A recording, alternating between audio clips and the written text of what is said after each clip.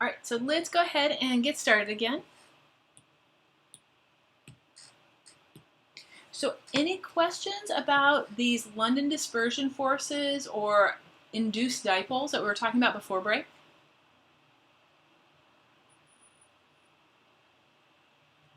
Okay, so I know sometimes we're talking about these forces and you're thinking, hey, this is so weak. Why do I even care about it? And I talked about the example of this rubber band. So this rubber band individually is extremely weak, but I said, what if you had thousands or millions of these rubber bands and they're all joined together, they're all woven together in a mesh? They could be strong enough to be like a trampoline. Well, let me show you one of the effects of these London dispersion forces. So here we have a trans fatty acid and a cis fatty acid. And you've probably heard about trans fats. They always say you shouldn't have them. There's some states that have tried to ban trans fats. So why are people trying to ban trans fats? Does anybody know why trans fats might not be the best thing to be eating? Isn't it man-made? It is man-made, yes. But why is it so bad, even though it's man-made? It's true they don't break down, but what is the effect on the body?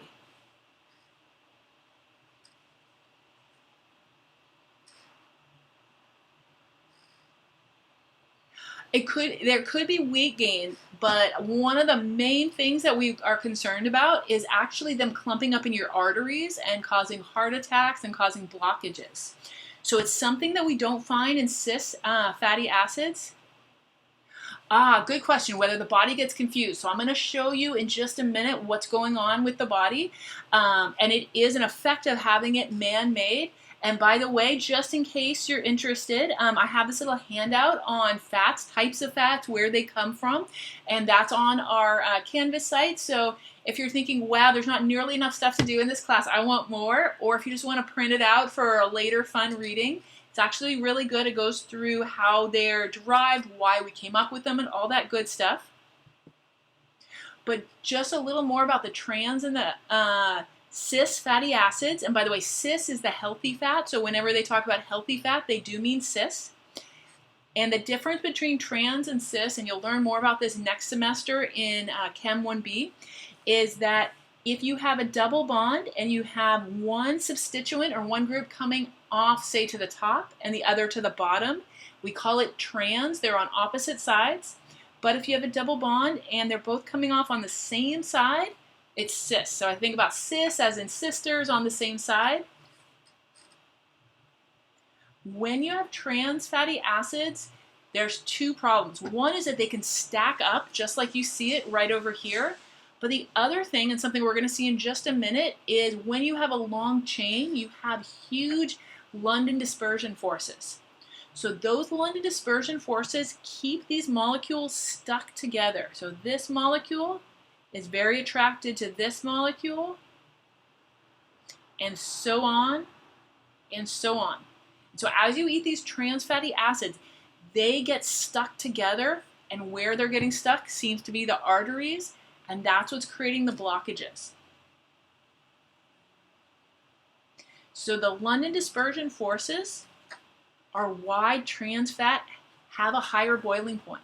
They experience more attraction to their neighbor. If they are going to experience more of those electrostatic attractions, you have to turn it up higher to a higher heat to get it to melt. Well, at body temperature, it's more likely that trans fats will be solid. And by solid, I mean clumped up in those arteries, whereas the cis fat melts at a lower temperature. So you don't need as much heat to get it to go into liquid form. And when it's in liquid form, it could flow through the arteries, flow through your body a lot easier. So it's more likely to be a liquid. So there's actually two effects. One is the stacking effect that you see right here for the trans fat, just based on their shape. Whereas the cis tends to have this nice curve to it. And it keeps them from getting too close together. But the other very important effect is the London dispersion forces. High London dispersion forces in the trans fatty acids keep them locked together, whereas the lower London dispersion forces in the cis fatty acids give them more motion between them, and as they have more motion, They're more likely to have that lower boiling point and be a liquid and not get clumped up in your body. So just wanted to show you again like why these intermolecular forces are important. They are individually extremely weak, just like this rubber band is extremely weak. But again, imagine having millions of these together, woven together. Suddenly they become a lot stronger and a lot more important in our bodies. So just a little application there. I'm not testing you on that, just a little application. Just so you know why chemistry is the best science. No, I'm kidding. All right.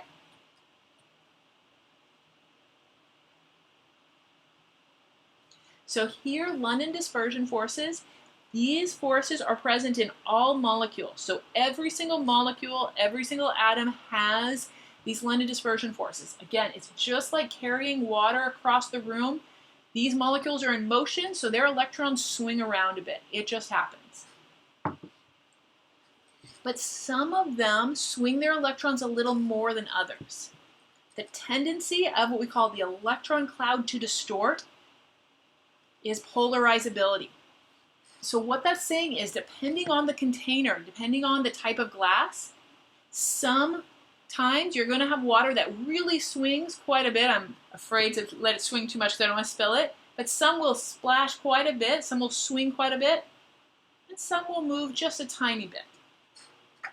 So that's what we mean by polarizability. Depending on the size of this atom, depending on the shape of the molecule, sometimes the electrons will be very polarizable, meaning that it's going to have a very high London dispersion force, and some will have a lower instance of London dispersion forces. So up below it says polarizability is how easily a dipole can be induced. So I do want you to know polarizability as a vocab word.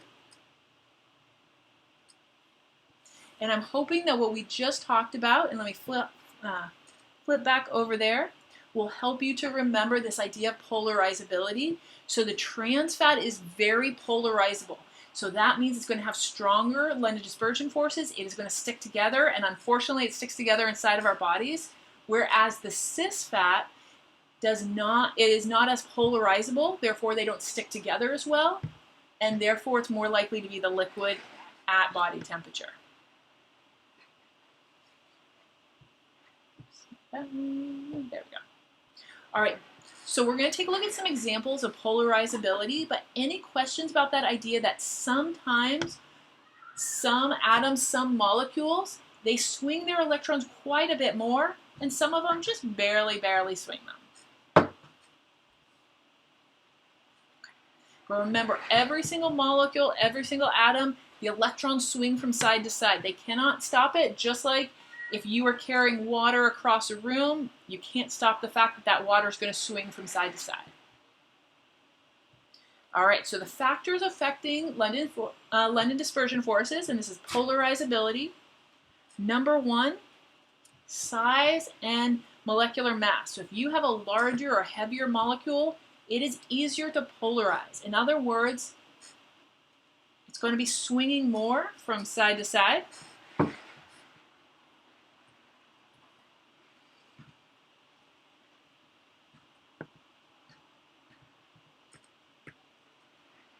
So let's start off with iodine versus hydrogen. So hydrogen is relatively a small atom. Iodine, on the other hand, is much larger. So what we see for our small atoms is, yes, they can definitely polarize.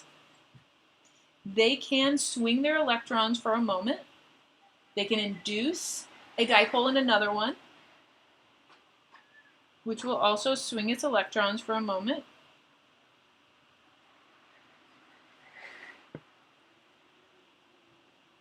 And there we have our London dispersion force. For hydrogen molecules, it is very small because the atoms are very small. They can't swing their electrons very much. Now let's take a look at iodine. Iodine is a much larger atom. It has way more electrons. It's not swinging 1 or 2 electrons to the side. It could swing a huge number to the side. And once one iodine does it, another one will do it as well. So it's going to induce another iodine molecule.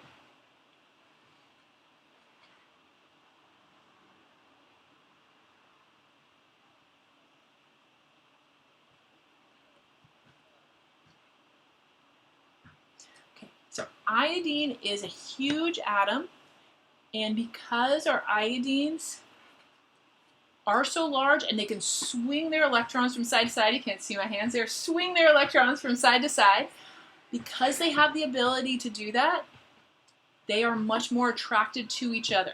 So just like we talked about the difference between a dipole and a hydrogen bond, where hydrogen bond is polar, but it does a better job of that polarity because you have a very weak and a very strong atom. Here, because you have these very large atoms, you could almost think of this as being a super London dispersion force because of its ability to swing those electrons. Now, one of the ways that I remember how these larger atoms can swing their electrons further from one side to the other is I compare hydrogen to my water glass here, and yes, I can swing the electrons from side to side, but if I'm careful as I'm walking, it'll just swing a little bit. Now I compare that to having a whole bin of water. So if you can imagine filling up a tub of water, you're going to soak your foot or you're going to do something else, you're going to wash your cat, I don't know. You got this huge bin of water and now you're carrying it across the room. It is much harder not to spill that water because if you have a huge tub of water, this side-to-side motion of the water is much more likely. Same thing happens for our molecules. So if you have a large atom, a large molecule, it is going to swing its electrons from side to side much greater, to a much greater extent, and that makes for a stronger London dispersion force. And one of the places we see that is in its states. So hydrogen is a gas, whereas iodine is a solid.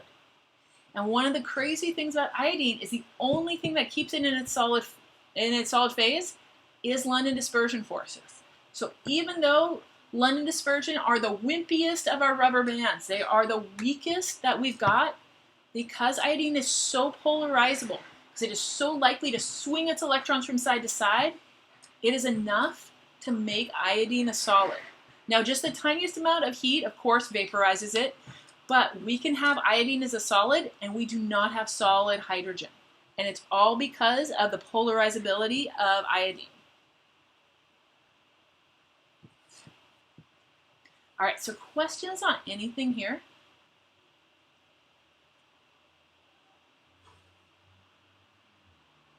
Oh, sorry, we got one more to go. All right, so we talked about larger, heavier molecules are more easy to polarize. Oops.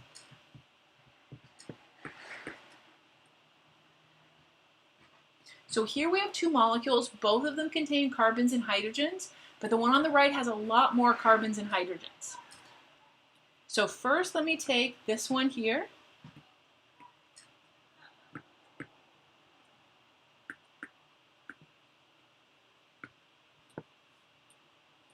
Now, it can polarize. So I'm going to call this partially negative and partially positive. Partially negative, partially positive. Here's our interaction. And this is a London dispersion force.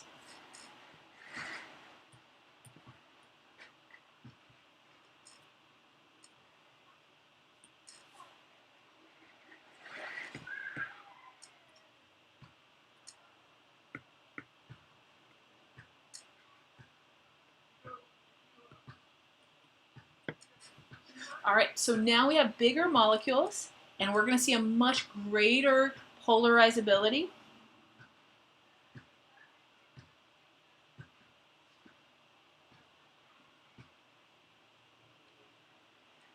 So here, partially negative, partially positive.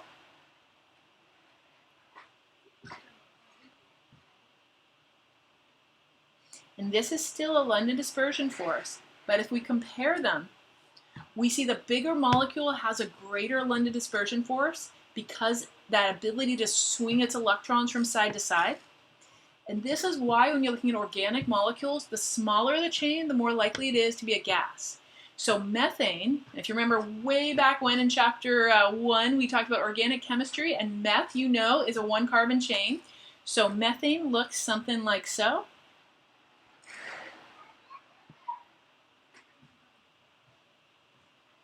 And it is a gas. So it is the gas that we use in our lab when you were using your Bunsen burners. So here, it's a gas because it has very low London dispersion forces. It's not very polarizable. On the other hand, what you put into your car is called octane, and you know oct as 8.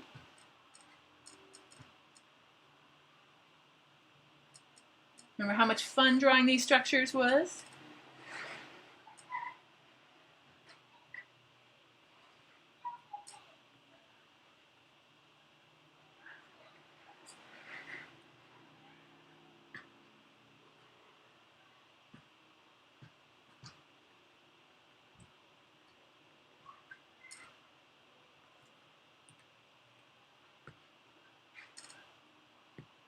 All right, so down below we have octane, and this is a liquid. It's very volatile. You know if you've ever spilled gasoline that it goes up into the vapor phase easily, but it is definitely a liquid at room temperature, whereas methane is a gas. The only reason that octane is a liquid and not a gas is the London dispersion forces, which come from its polarizability. So let me shrink this up just a little bit.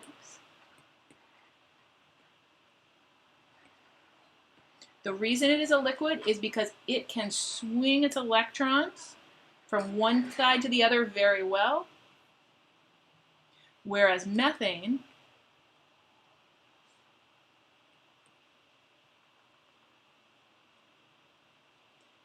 can do a little bit, but not nearly as well as the octane. So the larger the molecule you have, whether it's larger because it's physically larger, like iodine compared to hydrogen, or it's larger because you've got more atoms in there, it is going to be more polarizable, which means it will be more stuck to its neighbors. It will stick to its neighbors much better, and it's more likely to be found in the liquid or the solid phase rather than the gas phase. All right, so any questions on anything here or that idea of polarizability? I'm going to go ahead and close my window because I think my neighbors are playing basketball out there and it's getting kind of loud, and so I want to make sure you can hear me. So give me just 1 second.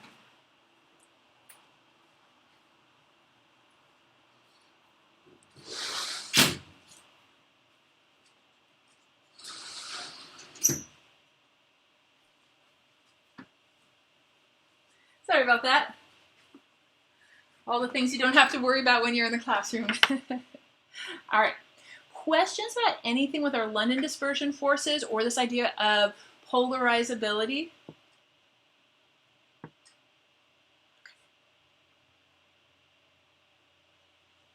All right, so here again, factors affecting our London dispersion forces, and we've talked about the bigger or the heavier the atoms or molecules are, the more polarizable they are, and we see that effect in our boiling point. So let me start off with our noble gases. So all of our noble gases are just individual atoms. They are all supposed to be nonpolar, but what we see when we go from helium all the way down to xenon, xenon is much heavier. We also know it has many more electrons than helium. Helium only has the 2 electrons. So xenon is much more polarizable.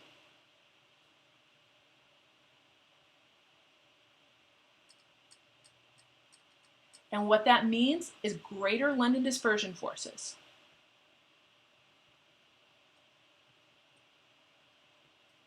So greater London dispersion force means it has more attraction to its neighbor, more of that electrostatic attraction.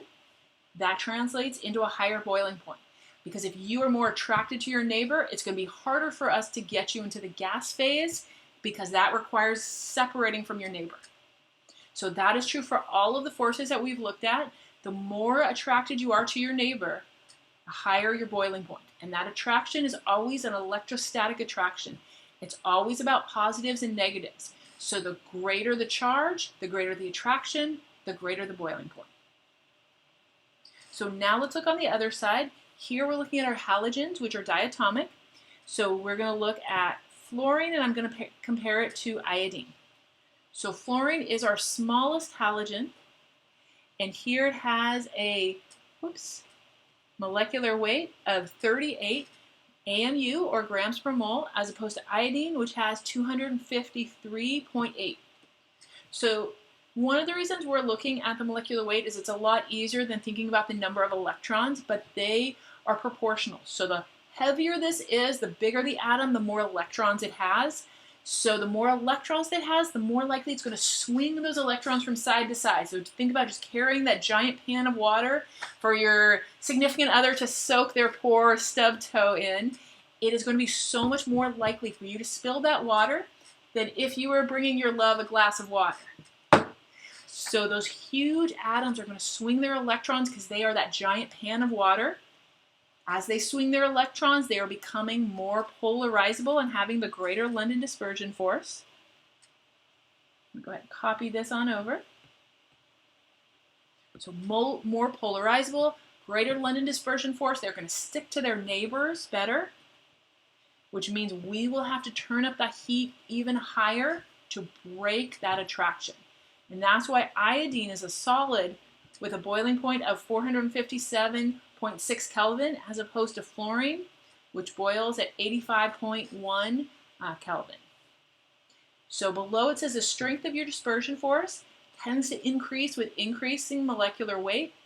And the reason for that is the larger atoms have larger electron clouds, which are easier to polarize. So again, the more electrons, just thinking of that as carrying more water across the room, a bigger pan of water, it is much more likely to splash from side to side and eventually splash out of that pan. Okay, questions on anything here about our polarizability, about what that means, or how we would know, looking at two molecules or atoms, which one is more polarizable? Yes, it does. So it does easily still go into the gas phase, but in its standard state at room temperature and room pressure, we say that it is a solid. But yes, it will sublimate. It will go directly from the solid to the gas form when it gets enough energy to break those intermolecular forces. All right, so other questions so far?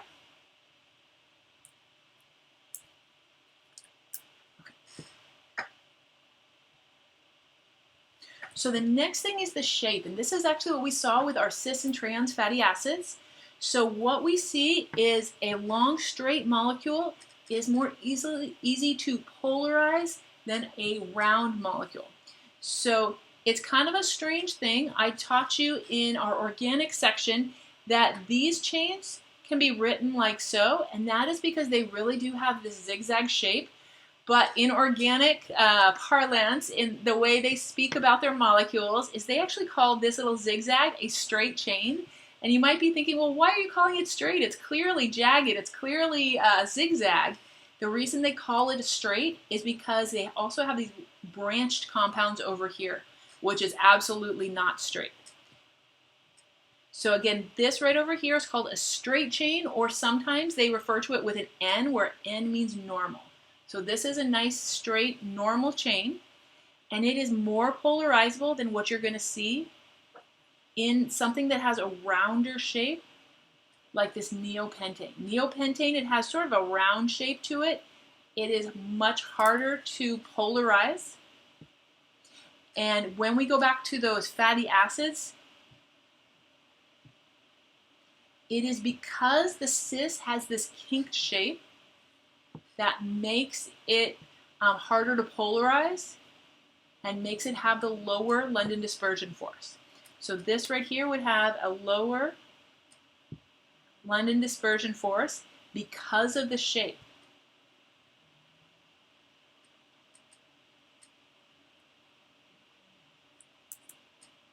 So let me get all this on the page together here. So these are the same acids. They're just two forms of the same acid, so they have the exact same molar mass because they have the exact same atoms. The only difference is the shape, but that shape is enough to change the London dispersion forces. So if it's a nice overall straight chain, and this is a straight chain here, it is going to have higher traction to its neighbors because it has greater London dispersion force. I've been going back and forth on whether to put this into your PowerPoint. I have decided I'm going to, but I'm going to put a note with it. This is just an application. You don't need to know about these acids, but I think it's a good example just to help you remember it. So I'm going to go ahead and put it in. Oops, not into chapter 10, but chapter 11.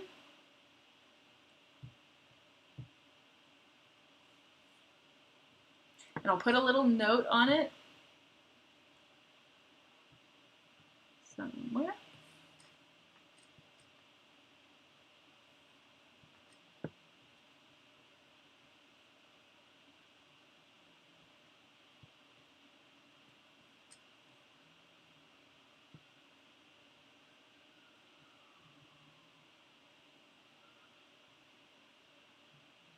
All right, so I put down that these are examples, background, so it is not something you need to memorize for the exams. It's just a way to help you remember what was on the previous slide, which is the straight chains will have greater London dispersion force. Any kind of curve or branch or rounding has the lower London dispersion force. Okay, so any questions on anything that we've talked about here with our shape?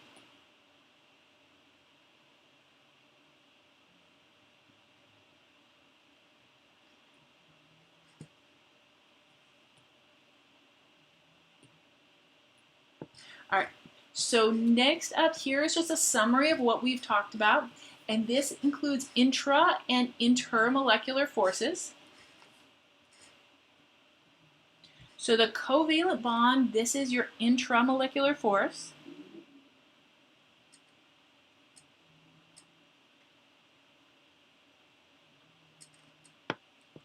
So the intra is inside of the molecule. So if we were looking at water, I'm going to go ahead and draw it out straight. Here what we're looking at is what I just colored in green. So this is the covalent bond inside of the molecule. Next up we have ionic bonding, and this is for ions only. So this is Na and Cl. And they are very attracted to each other because of the positive and the negative. Now there is something that we haven't talked about much, but I just want to mention it's out there, and I think there might be a question on the homework about it just to kind of give you an idea of it. So an ion dipole force is when an ion and a dipole have an interaction. And this is very common. So here's sodium, which is an ion, and to sodium we could have water, which has a dipole.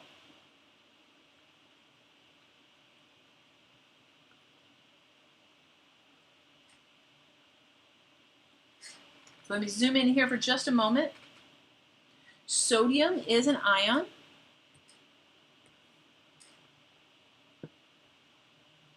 Water could be thought of as a dipole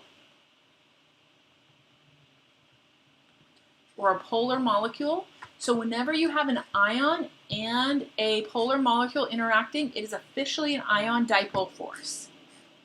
It is an interaction between one thing that has a full positive or negative and another thing that has a partial positive or negative.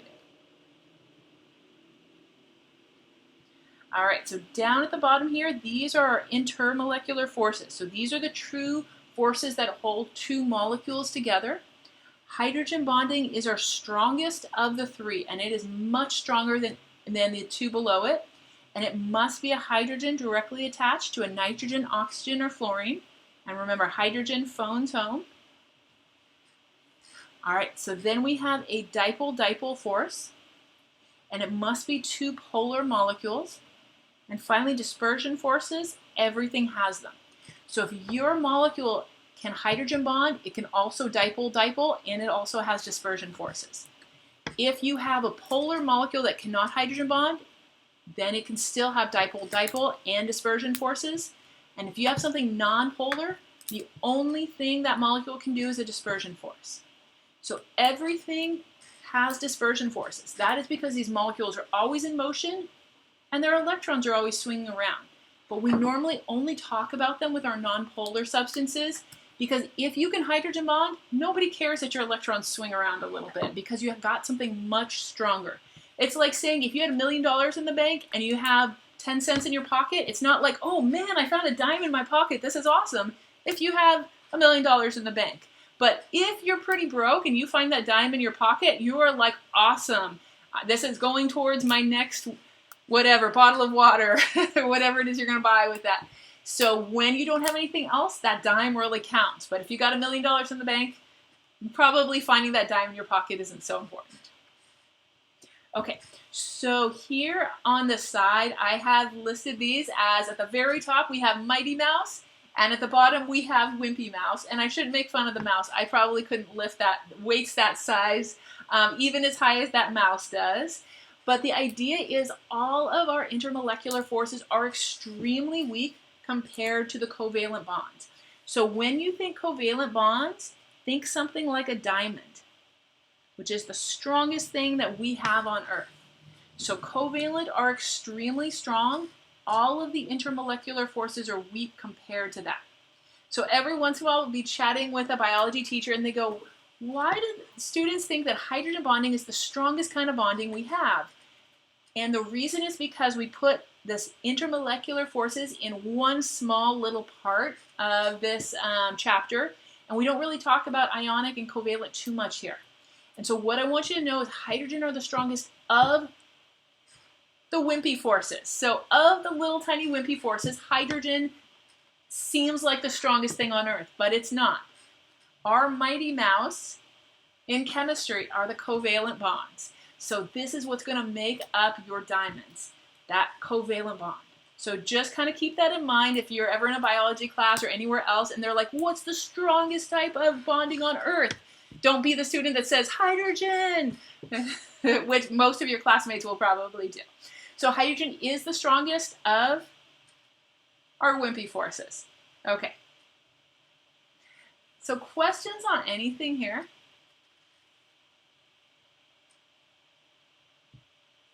Okay, so I talked about the intermolecular forces affecting a lot of the physical properties. And so we're going to talk about this, and we're talking about the strength of the attractions between those particles. And the one thing that you're seeing right now on the screen is you're seeing a demonstration of surface tension. So surface tension is a property we see in water, and it's because of the hydrogen bonding. So we see that one atom or molecule is very attracted to its neighbors, and its neighbors in 3 dimensions. So it's really all of the molecules around it. Now, if you were to, say, stick your finger into the water, you have to disrupt that attraction between the molecules. Now, it's pretty easy because we have some strong fingers, but because of that surface tension, an insect could actually walk across the surface of that water. You could float a paper clip, but some of you have actually experienced that surface tension. If you've ever jumped off a high dive into a swimming pool and you feel that water kind of slap at you, that is you breaking the surface tension. So there is definitely a lot of surface tension associated with water. So a fun thing to do at home if you have little kids is if you take milk and take some food coloring and just kind of color however you want, then take a little bit of soap on a Q-tip and touch that Q-tip to the top of that milk. It breaks the surface tension and suddenly all your colors will go crazy. So there is a way to break this surface tension, but if you're very careful by floating a penny, floating a paper clip on there, you can keep that surface tension. And the idea of surface tension, again, is that the molecules want to be next to their neighbors because they are very attracted to those neighbors. And we see this a lot in water because of the hydrogen bonding. So here again, this is our surface tension. So the tension results from that inward force experienced by the molecules on the surface of the liquid. So the idea again that all of these molecules or atoms are going to be very attracted to their neighbors, and they're going to resist something getting inside and breaking that up. And that's why we have those little insects like water striders that will walk across the water.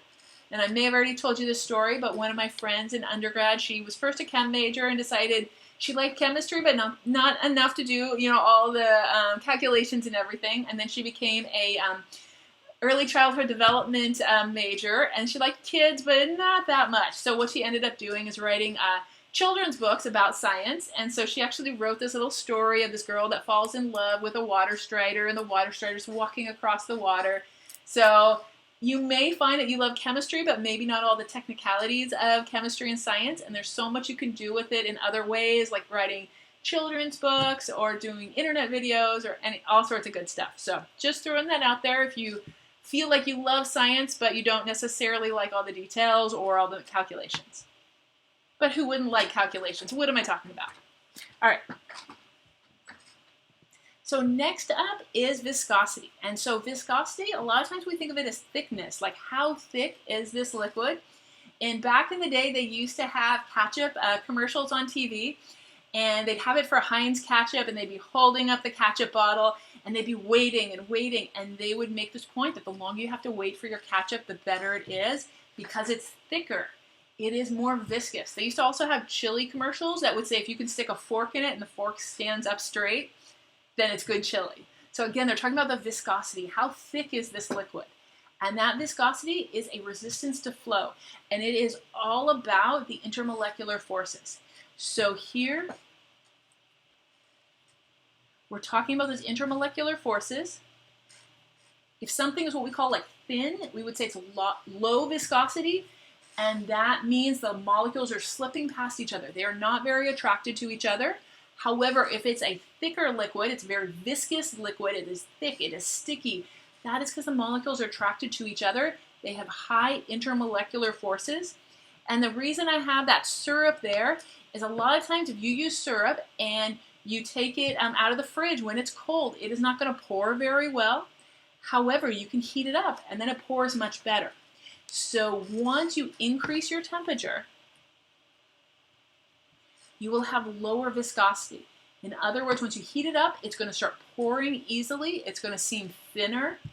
And that is because you're adding energy to break that intermolecular force. So any questions about this idea of viscosity, that the greater the intermolecular force, the greater the viscosity?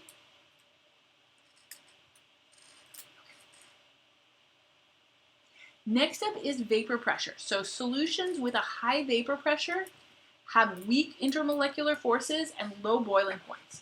So let's talk about vapor pressure for just a moment.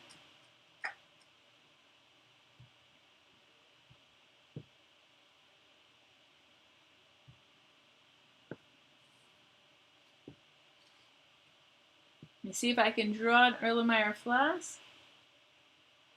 There we go, not too bad. Okay, so here is our Erlenmeyer flask, and inside I've got some water. Some of that water is going to go up into the gas phase, and some will stay down in the liquid phase. And you know this as evaporation.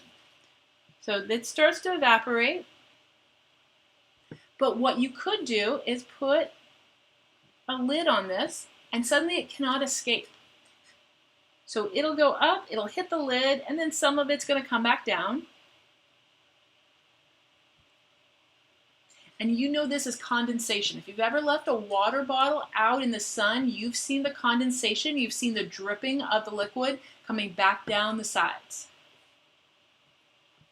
So at any random time, if you have the lid on a bottle, whether it's a water bottle or water of anything else,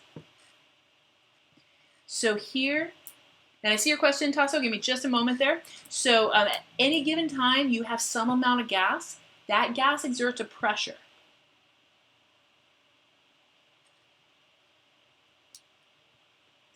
That is your vapor pressure. So at a given temperature, every substance has its own vapor pressure. And that's something that we can actually look up. We can look up the vapor pressure of water at 25 degrees Celsius, 30 degrees Celsius, and so on. And that vapor pressure depends on the intermolecular force. So if there are strong intermolecular forces, you're not going to see very much gas. So let's take a look at this if it had strong intermolecular forces. Oops.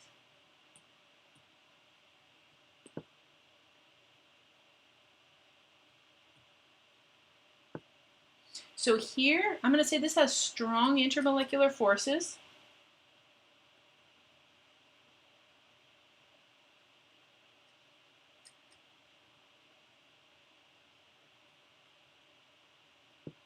Because there's not very much gas, so here we would see a low vapor pressure. There's not much gas, so there's not much gas pressure. On the other hand,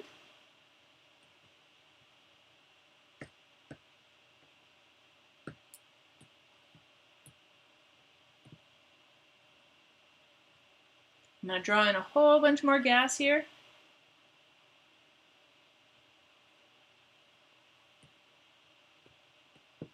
Here I'm going to say weak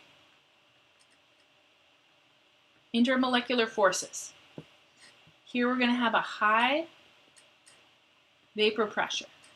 So if you have weak intermolecular forces, what we're saying is these molecules are not very attracted to their neighbor. They don't really want to stay in the liquid phase. There's no reason for them. They don't like their neighbors. It's a sad thing, but they don't really like the other molecules. They want to go fly away off into the gas. Whereas if you have strong intermolecular forces, they are very attracted to their neighbors. They are fine with being in the liquid phase. They don't have much interest in going up into the gas phase. That's where we see the low vapor pressure. So back when we talked about gases, we talked about this as being an indirect or an inverse relationship. So here I'm going to say if you have high intermolecular forces, you have low vapor pressure. So it is an inverse relationship. On the other hand, I'm trying to keep it all on the screen at once. If you have low intermolecular forces, then you have a high vapor pressure. And it's because you need the intermolecular force to keep something down in the liquid phase. And when it's down in the liquid phase, it will not go to the gas very easily. It will not cause very much vapor pressure. So this is kind of weird because it's opposite. It's that inverse relationship. But the stronger the intermolecular forces, the weaker the vapor pressure. So if you want, an analogy, and if you don't like my analogies, feel free to cover your ears here. But an analogy would be your intermolecular forces are like the parents, and they are keeping that family together. And so really strong bonded families down there in the liquid phase. And every once in a while, a teenager's like, you know what, I need to strike out on my own. I'm not finishing college. I'm going out on my own. I'm going to go be a movie star. And they go up into the gas phase. But if you have a really strong family, it's more likely that they're going to stay down into that gas phase. On the other hand, if there's a lot of chaos at home, people are unhappy at home, you might have most of the kids saying, you know what, I'm out of here. I'm going to be a movie star. I'm going to be a basketball star. I don't want to see my family anymore. I'm going off into the gas phase. So that intermolecular force, if you could think of it like the parents that are bonding everything together as best they can in the liquid phase, when they are strong, you're not going to have as many little teenagers trying to run off into the gas phase to be movie stars. Okay, if you don't like my analogies, you can now uncover your ears. Okay, and I see a question from Tasso, like different types of motor oil. So were you talking about the viscosity here? Yes. So if you had a motor oil that is essentially thicker, more viscous, it has more intermolecular forces, but it will be less viscous as it heats up. Yes, exactly. All right, other questions so far? Speaking of car type things, gasoline has a very high vapor pressure, and it is because it does not have very strong intermolecular forces. So next up, we're going to be talking about volatility. Things that are volatile are things that when you remove the lid, you can immediately smell it. So you know when you've got a volatile liquid. Paint thinner, nail polish remover, rubbing alcohol, gasoline, anything you take off that lid and you're like, oh, whoa, that is a volatile substance, and it is a substance that does not have a lot of intermolecular forces. Because remember, if those intermolecular forces are the parents and the family keeping everybody down to the liquid phase, If it had strong intermolecular forces, you wouldn't be able to smell it. The only reason you can smell it is because all these little gas molecules are like, I'm free, I'm going to become a rock star. And they're hitting you on their way to Hollywood or Nashville or wherever they're going. So if you can smell it, they have escaped, and that means they have low intermolecular forces. Okay, so questions on anything here? All right, so let's just go back and finish this slide. So we talked about solutions that have a high vapor pressure will have weak intermolecular forces and low boiling points. So let's just write this out. So here we said low intermolecular forces will go to high vapor pressure. And we can also say that they have low boiling points. So while intermolecular forces are inversely proportional to vapor pressure, low intermolecular forces are directly proportional to the boiling point. So vapor pressure increases with increasing temperature. So if you get something hotter, you will always get more of the gas phase. And if you increase the temperature, the vapor pressure increases, and that increased temperature is giving the molecules the energy they need to escape.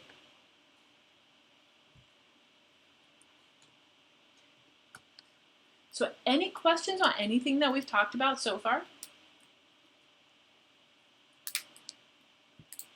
Okay, so just to write this out, and a way to kind of help you remember it.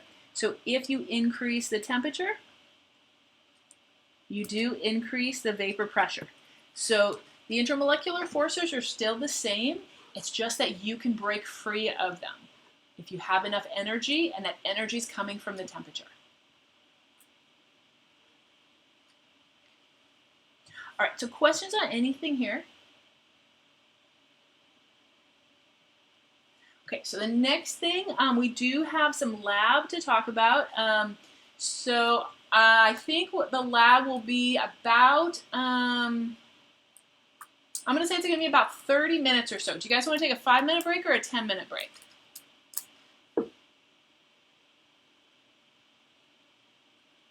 Any thoughts? All right, so lots of fives. Okay, let's go ahead and take a 5-minute break. Or I guess we'll take like an 8-minute break. It's almost 7 o'clock. So let's go ahead and come back at 7:05, and we will start looking at Lab 11. And if you would like to pull it up, the sample data is already on Canvas in the Lab Notes section.